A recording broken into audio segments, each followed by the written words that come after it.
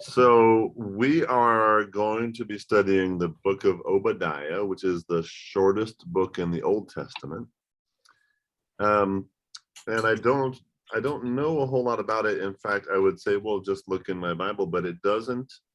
Even my Bible doesn't give a whole lot of background. It's not totally sure. Partly because it's a short book, it's harder to pin down the era it was written. It does mimic some of the themes and even language style of some other prophets. So probably post, at least post Assyrian, so, and maybe even post Babylonian exile. But it's kind of hard to pin it down since it's so short. People think post exile, so that would be somewhere around. Hey, it's been a month. What was the year of the Babylonian exile? The year 586. 586 BC. Two of you got, yeah. I'm talking important dates in Christian, Judeo-Christian history. 586 BC. Yes. You know what? I saw a really interesting show last night on the History Channel, and it was about Nineveh and Babylon, and it was about the Assyrians, and when they had built Nineveh, and then the Babylonians came, and anyway, it was really, really interesting, and it was supposedly, not the only version that they have is the Bible, but that's the best version. But they also found all kinds of writings inside the city, but ISIS tried to destroy it. And so ISIS almost completely destroyed all of the ruins that they had uncovered. But it was fascinating. It's really, it's you guys, anybody sees it come up, you should watch it because it was really interesting.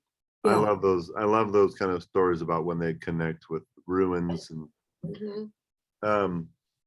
and we think of all the biblical ruins being in Israel, and some of those sites most of those sites are safe, but realize that Babylon was Baghdad essentially, and so there's biblical history in essence there, and in Jordan and other areas around there. So so Obadiah is sort of divided into it's only one chapter, but it's divided in different sort of parts. Different verses. So there's books about judgment and books about a utopian future. I mean, books, parts, not books. Verses about judgment, about a sort of a utopian future.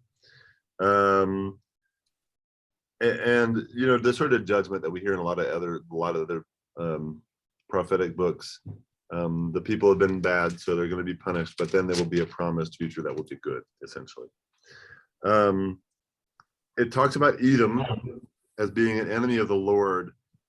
It's not entirely, they're not entirely sure what that means. It may be that it's another word for the people, although it says they were evil against Jacob, which oftentimes Jacob is, if a name of a person is referred to as the people, it's oftentimes Jacob. So it may be that one tribe was sort of against another, but if this is written late enough, it's not, most of the tribes didn't exist. So some of it is a little bit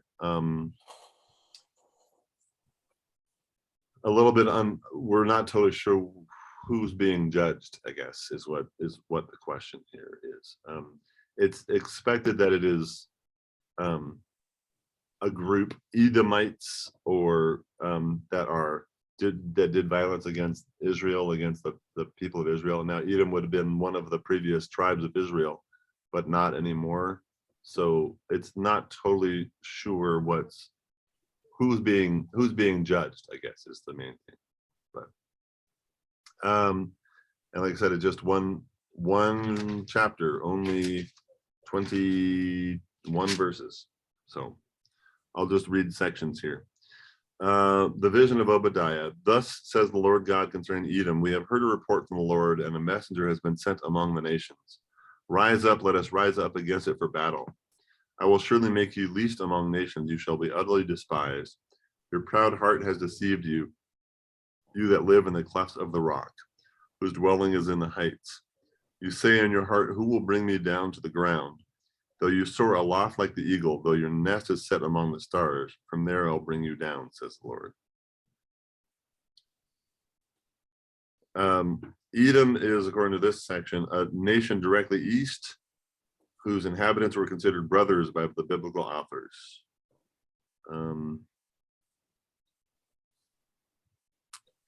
They were considered brothers by what?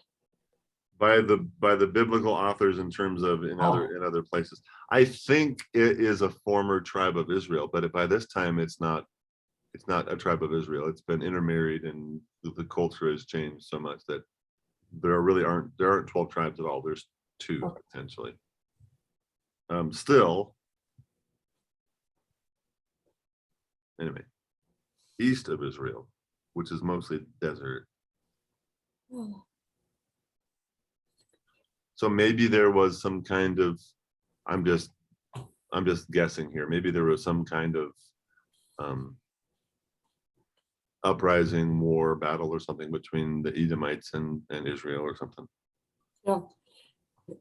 Well, didn't the when Moses brought the people back out of bondage, didn't they go through Edom and Moab and all of those countries and then come into Jericho from the east? They did, yes. Okay, I had a map on that, and that's what I was. So Edom really was a country even before. Well, yeah. So it's referred to as Edom or Esau, and Esau was not. So Esau's not one of the 12 tribes, but I'm wondering if there's a connection. So it'd be Jacob's brother then, that line. Yeah. So I wonder if it's not referencing the 12 tribes, maybe it's trying to reference people that were, connected because of that, and who knows how historical that is, but because of that break in the line, right, in the chosen people, because when Jacob and Esau had their disagreement, some of the people left, right, and formed their own nation. So maybe that's trying to make that connection with that people. I don't know. Okay. Yeah. Okay. I don't know. And I mentioned the tribes because the tribes were so scattered by the time of Jesus, even by the time of the exile, the tribes are scattered. So they're intermixed and intermingled. It's hard to say, right? Typically not too many of the tribes were on the other side of the Jordan, though. They're mostly on the western side of the Jordan, north and south. And this sounds like it's on the eastern side of the Jordan. So yeah, I don't know. Like I said, it's not totally clear who the people are. Yeah. Okay. It says Edom, which was a nation, but then it also refers to them in 3 or 4 different ways. So brother to Jacob, Esau, there's a few other things. So I guess the question for me is more, what was the cause of the prophecy more than who are the people? Like what happened that he says you're being bad, you're know, okay, because there's no historical reference. I assume that there was some kind of invasion or war or battle or something, but pillage and slaughter will repay Edom's cruelty. If thieves came to you, if plunderers by night, how have you been destroyed? Would they not steal only what they wanted? If grape gatherers came to you, would they not leave gleanings? How Esau has been pillaged, his treasures searched out. All your allies have deceived you. They have driven you to the border. Your confederates have prevailed against you. Those who ate your bread have set a trap for you. There is no understanding of it. On that day, says the Lord, I will destroy the wise out of Edom, and understanding out of Mount Esau. Your warriors shall be shattered, O Teman, so that everyone from Mount Esau will be cut off. Mount Esau.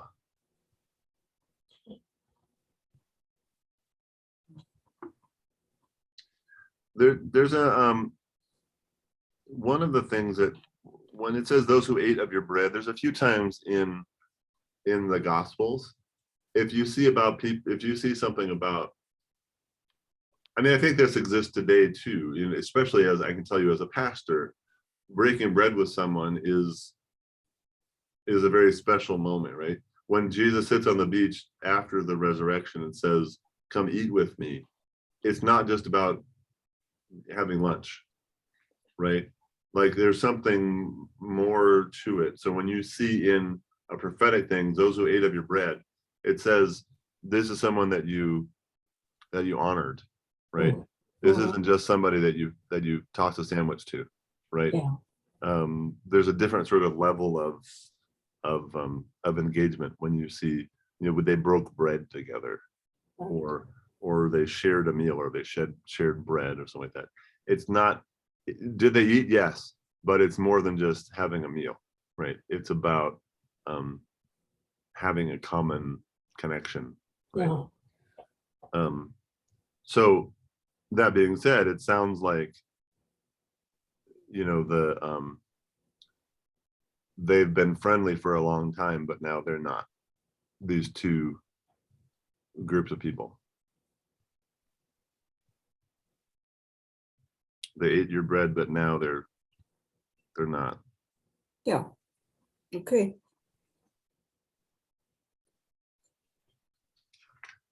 You know, it goes without saying probably, but most of the history of the Israelites, even from when they came into the promised land with Moses, is a history of being besieged. They're always being attacked, sometimes by their own people, but they're always getting from every side, right? It's sort of the theme of the people. And here this is supposed to be like, this is your friend, your neighbor, and your neighbor is now not friendly, right? Edom mistreated his brother. For the slaughter and violence done to your brother Jacob, shame shall cover you, and you shall be cut off forever. On the day that you stood aside, on the day that strangers carried off his wealth, and foreigners entered his gates and cast lots for Jerusalem, you too were like one of them. But you should not have gloated over your brother on the day of his misfortune. You should not have rejoiced over the people of Judah on the day of their ruin. You should not have boasted on the day of distress. You should not have entered the gate of my people on the day of their calamity. You should not have joined in the gloating over Judah's disaster on the day of his calamity. You should not have looted his goods on the day of his calamity. You should not have stood at the crossings and to cut off his fugitives. You should not have handed over his survivors on the day of distress. For the day of the Lord is near against all the nations. As you have done, it shall be done to you. Your deeds shall return to your own head. For as you have drunk on my holy mountain, all the nations around you shall drink. They shall drink and gulp down, and shall be as though they had never been. This makes me wonder. I read this earlier and I didn't catch this. This makes me wonder if, I wonder if my Bible says, if it mentions a couple times about gloating over their misfortune or their ruin. The temple was destroyed in 586, right? And most of the landowners and leaders are taken away. You're a neighboring nation. Hey, cool. We can go in and take anything and they won't be able to defend themselves. I wonder if that's sort of what it's hinting at. Because this doesn't sound like a war. It sounds more like Scavengers. Essentially scavenging the country after the, once the exile was happening. Yeah. 12:13. The day referred to the fall of Jerusalem in 586. Second Kings and other places give accounts of the event. It's Edomites are not mentioned in either.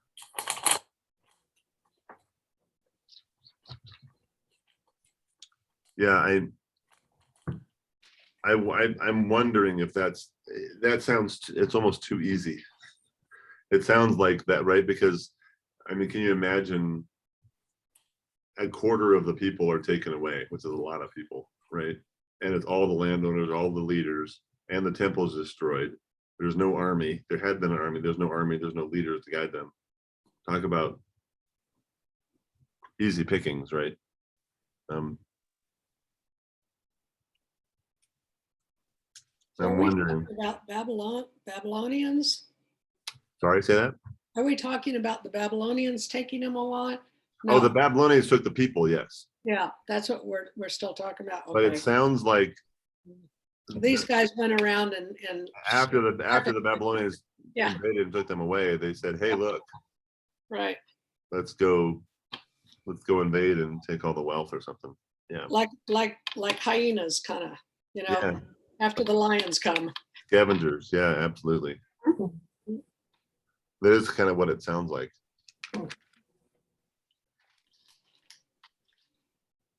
But even my Bible says, well, it clearly is talking about the fall of Jerusalem, but then not much about, there's not many references to the sacking of Jerusalem, right? So yeah, interesting. Anyway, it does reference 2 Kings. I'm going to look in 2 Kings because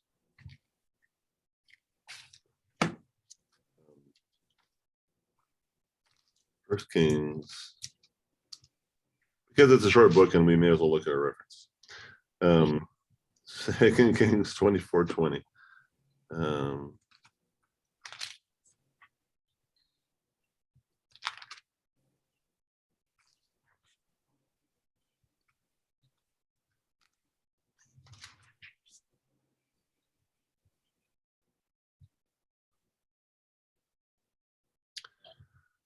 Zedekiah rebelled against the king of Babylon. Nebuchadnezzar of Babylon came with all his army against Jerusalem and laid siege to it. They built siege works against it all around. So the city was besieged until the 11th year of King Zedekiah. On the 9th day of the 4th month.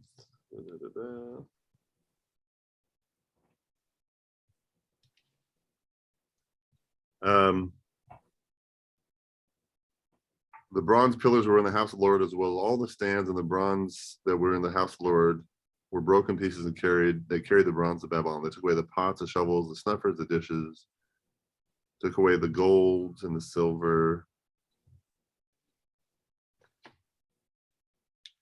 25, 21.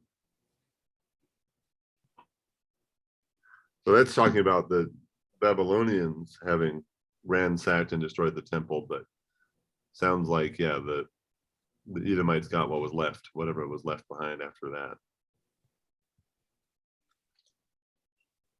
In 2 Kings. Would that have been more of an insult, even if there wasn't much left, since the Babylonians had already taken the quality stuff? It may have been more just to see what we could do to you now. Yeah, I often kind of think about, imagine you're just a normal everyday, person that didn't go away in the exile. Your temple where you worship is destroyed. Your leaders are gone. Like what do you do on day one, right? Yeah. You can't go worship at the temple. Maybe you do worship at the ruins of the temple. I'm just trying to imagine what life would be like for those people that were left behind. Yeah. It's hard to fathom, right? Your country's been destroyed, but you're still there. Mhm. But they didn't have much to start with, so it may have not been too much different than what they normally did. Yeah, but if I don't know why I thought of this, but if I remember seeing people that their homes are destroyed in fires and tornadoes, and they find that one, dish or that one thing, and it may not have been treasured before, but because it's left over, now it is the most valuable thing because they have lost everything. Mhm. Right? That one thing, that one photo, that one whatever, everything else is destroyed. I kind of feel like that maybe to a certain degree that's you know, the people that were left behind in Israel are sort of in that position, like everything's gone, the temple is destroyed, what little remains, they're going to treasure. Mhm. And now come the Edomites taking even that away. Yeah. Right. I mean, that's kind of what I'm getting from this, is that they're and it's so important to also remember that the destruction of the temple is not like the destruction of even a church, right? Because they believe that God lived in the temple, and the temple could not be destroyed. It's not the same as the church. Like, God didn't live anywhere else. God was in the temple. So for the temple to be destroyed was culturally traumatic for them on a serious level. Like, if our church was to be destroyed, it would be traumatic, but higher level than that, because they didn't believe that it could happen. Yeah. How, you know, it's not possible. So if your temple is destroyed and most of the treasures, the gold, the silver, the bronze is taken out, and there's a couple of trinkets left, the people that are behind, I think, would venerate whatever's left. Yeah. Yeah. It would be even more important because it's what's left, right? And then the Edomites come and try to take that away, Yeah. right? Which is what it sounds like this is kind of about, you know, but kind of what you were saying there, Colita, that it just feels like they're going to hold on to whatever they can, anything, right? You know, I hate to say it, but human nature really doesn't change, because I have a friend whose son is a game warden down in Hobbs. He has been up there on the Hermit's Creek, Calf Canyon fire, working on that. Yeah. And he said that people were going in and looting the houses that had been burned, Oh, looting houses that had been evacuated. They were stealing stuff off of the fire trucks and gasoline out of the fire trucks. And they would even drive up and say, "Do you need help evacuating your livestock? I'll help you." And then they stole them. oh, Now, human nature does not change. I'm sorry. yeah. When I Just was, Edomites. I went through the eye of a Category 5 hurricane. I don't know if I've told you that. Hurricane Charlie went right over the house I was in and destroyed my friend's house while I was in it. Mm. And when I just say destroyed, not knocked down, but most of the roof was removed, was the roofing, and water got in, and they had to they had to take all the drywall. They basically had to redo their house. And there were moments I thought I was going to die, right? You went outside after that, and there was nowhere you could put your foot that you wouldn't step on a shingle from their house to other people's houses. Mm. And there was no electricity, of course. There was no cell phones because the cell phone towers all went down. There was no communication with anybody. Like, you couldn't call anybody, which is weird to think about. Like, there's no way to contact anybody. Tell family, oh, by the way, I'm safe. You couldn't. There was no way to do it. And so people were coming to, some, like FEMA came to the neighborhood and just was handing out sandwiches and bottles of water, which was great. But other people were coming through and preying on people who had just lost everything. Mm. And we watched it happen. So a lot in that particular area, a lot of people had these pool or patio enclosures that were these aluminum with screens, you know, and the aluminum would sell for a lot of money. And people would come through and say, hey, if you want, we'll clean that up for you for free. And people would say, oh, thank you so much. Yeah. Well, they were making $1,000 on the aluminum. And then later on, people came through and said, FEMA came through and says, don't let those people take advantage of you. Yeah. We watched it happen. We watched trailers just loaded up with, it was just one of many ways that people took advantage of people in their most vulnerable, right? There were lots of sort of scams that were going on like that. It's the same kind of a thing, like you're saying, you know, Nancy, that the big fire that happened in the Denver area was in 1,000 homes in an urban area were destroyed in a fire. And they had to have a police presence around the whole perimeter of that area 24/7 since then, still, because people are going in, taking things like the gas meters because they're made of copper and they can sell the copper. Mhm. Like it's ridiculous, yeah, the kind of looting that can go on. And so I think that's part of what's going on here, right? In this is that what's being condemned is the looters that are coming in to kick Israel while they're down. Yeah, the depravity of mankind is beyond understanding. Yeah, for sure. Well, let's finish it here. But on Mount Zion there shall be those that escape, and it shall be holy. And the house of Jacob shall take possession of those who dispossess them. The house of Jacob shall be a fire, the house of Joseph a flame, and the house of Esau stubble. They shall burn them and consume them. There shall be no survivor of the house of Esau, for the Lord has spoken. Those of the Negeb shall possess Mount Esau, and those of the Shephelah, the land of the Philistines. They shall possess the land of Ephraim and the land of Samaria, and Benjamin shall possess Gilead. The exiles of the Israelites who are in Halah shall possess Phoenicia as far as Zarephath. The exiles of Jerusalem who are in Sepharad shall possess the towns of the Negeb. Those who have been saved shall go up to Mount Zion to rule Mount Esau, and the kingdom shall be the Lord's. There's a, just as a historical note, it sounds like it's not post-exile, but during the exile, I guess, whatever that would be. Because it says those who are, it doesn't that seem like present tense, those who are currently exiles will eventually be freed from exile. It sounds like it's sometime after 586, but not when they've returned from exile. Which is interesting because it goes back to this thing we're talking about, how historically, you know, you live in that area.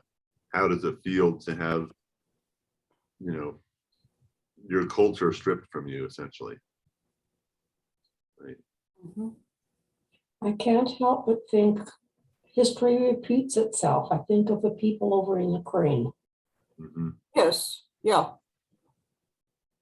Yeah. Yeah, people are horrible. Yes, we are. It's true. There is a line from a movie that I'm going to butcher, and I can't remember what movie. I think it might be The American President or one of those. And it says, somebody says to the president character, people are good. And the president said, individuals are good. Individuals are kind and generous. People are selfish and greedy and evil. Mm. Right, as a whole. Mm-hmm. Mm-hmm.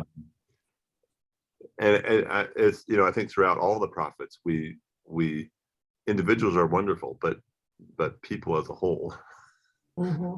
you almost have to expect, if you expect the worst, then you can be pleasantly surprised, right? Yeah. And I don't know, maybe sometimes it can be hard to be a preacher because you want to say, well, look at all the bad stuff that's happening, but then it's the same bad stuff has been happening. People have been doing the same bad things for 2,000-3,000 years. You know, when are we going to learn? Well, and then you see individuals that are doing wonderful things during all these horrible things, like during Katrina, when all those guys went around with their own boats and tried to save people, and you know, all that kind of stuff. I mean, there's always individuals that are trying to do their best as opposed to the whole, you know what I mean. Yep. So that's For always sure. something. That's a bit of hope, right? Yeah. I'm kind of excited to say this. I started I don't know how many months ago now with Micah, and then after reading Micah, we decided we were going to read through all of the minor prophets, and we only have one left, and it's Jonah. Mhm. And I'm very excited to do Jonah. Jonah will probably take us 1 or 2 weeks. It's not a very long book. It's certainly longer than Obadiah, but Um, Jonah is one of those books that is not what you think it is entirely. So Yeah.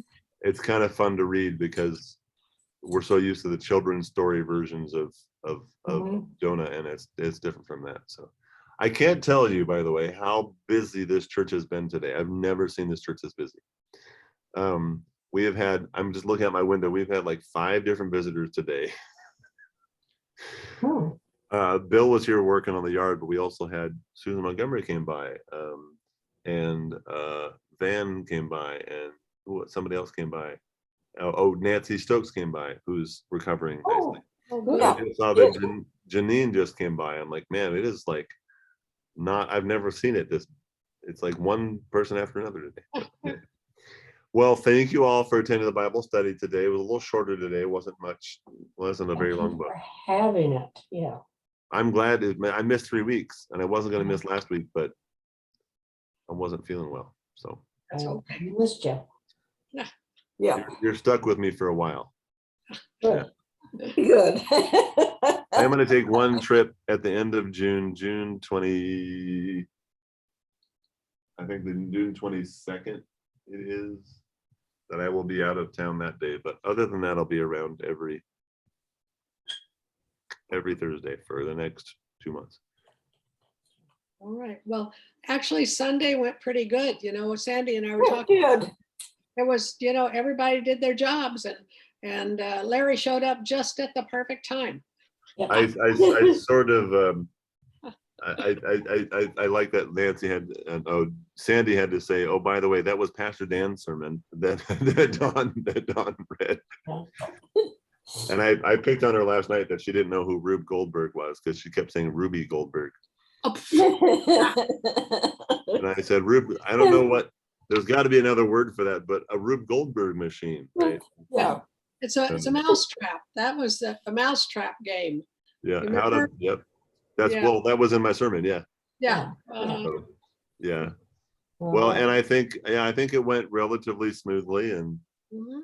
yeah. all the pieces. And a lot of people don't remember where that term came from. It came from an old comic strip way back in the 30s and 40s. Oh, really? Yes. I assume Rube Goldberg was somebody's name. I think there was a person by the name of Rube Goldberg and his weird inventions, and they were weird. They were pictures of them, very weird. And you'd have to look it up on the internet to get more details on this. But I remember that expression came from that comic strip. Like I said in the sermon, if you just Google Rube Goldberg, you'll have a million different things. Yeah. So. But I was really did. proud of our lay people standing up there and just took on as if it were normal. Yeah, Sunday. we I scrambled a little think bit it's because really great that our congregation does that. it's literally not till Saturday that I decided there was no way I should go. And so we scrambled to have everything covered. So it worked. It did. Well, have a wonderful rest of your day. Okay.